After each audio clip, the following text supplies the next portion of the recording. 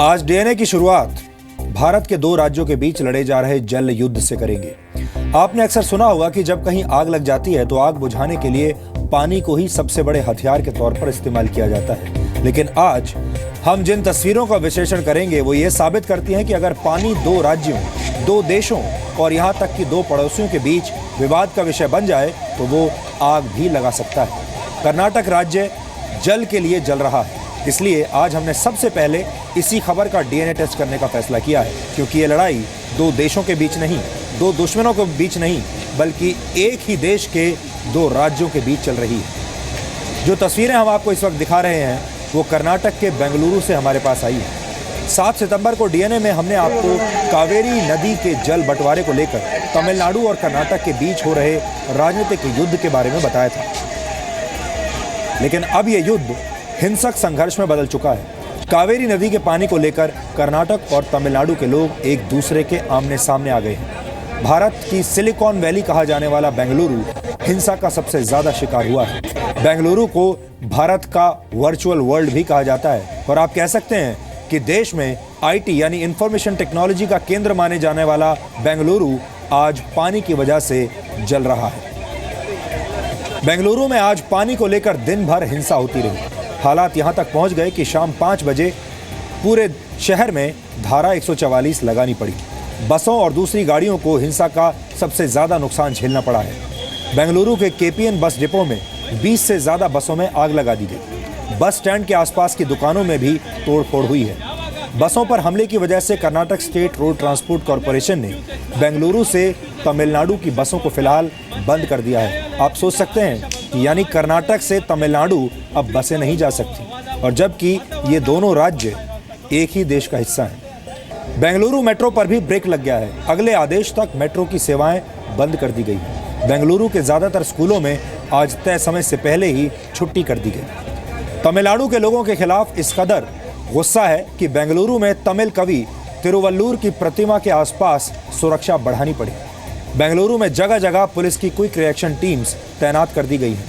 Police के अलावा home guards के 20,000 जवानों को भी तैनात किया गया है और साथ ही रिजर्व पुलिस की 185 प्लेटून्स को भी तैनात किया गया है। हिंसा पर काबू पाने के लिए केंद्र ने सीआरपीएफ और रैपिड एक्शन फोर्स की 10 कंपनियां भेजी।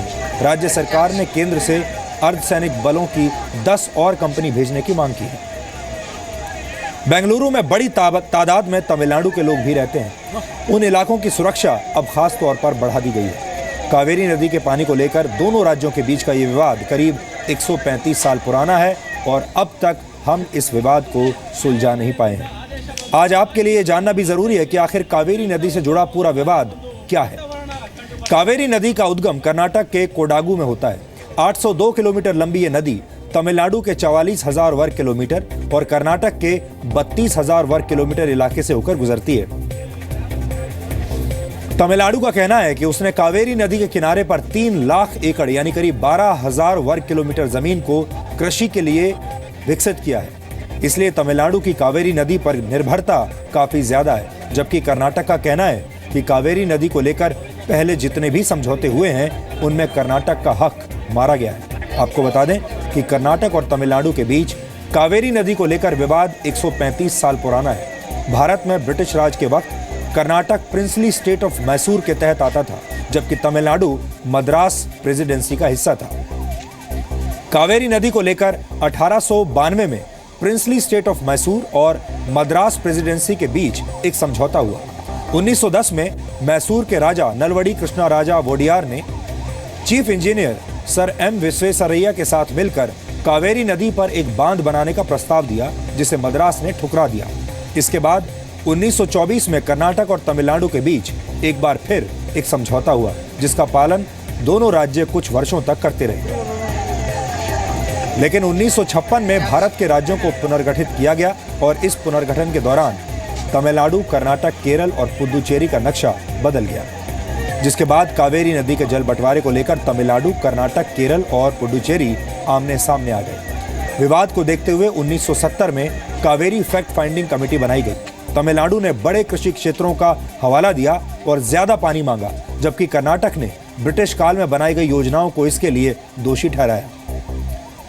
ज्यादा बड़ा कृषि क्षेत्र होने की वजह से तमिलनाडु अपने लिए ज्यादा पानी मांग रहा था, लेकिन कर्नाटक इसके लिए तैयार नहीं था।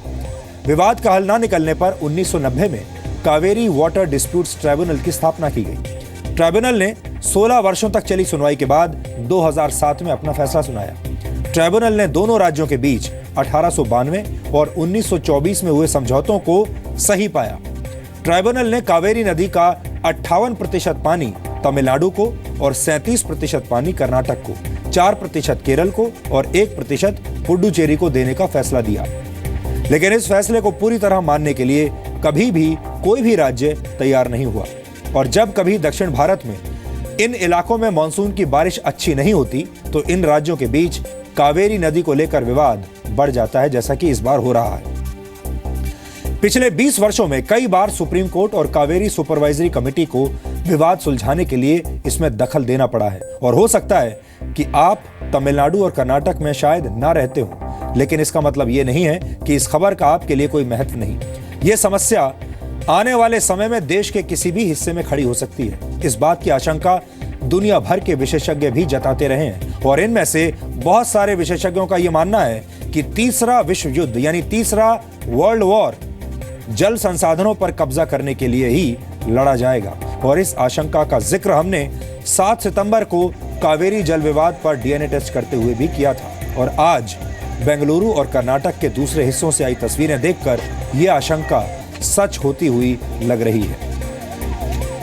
आपने गौर किया होगा कि वर्चुअल वर्ल्ड में तकनीक की मदद से हर समस्या का हल पेश कर दिया जाता है, लेकिन जब वर्चुअल वर्ल्ड का सामना रियल वर्ल्ड यानी असली दुनिया से होता है तो समस्याएं जस की तस नजर आती हैं, जस की तस रहती हैं। और बेंगलुरु जैसे वर्चुअल वर्ल्ड भी कुछ नहीं कर पाते।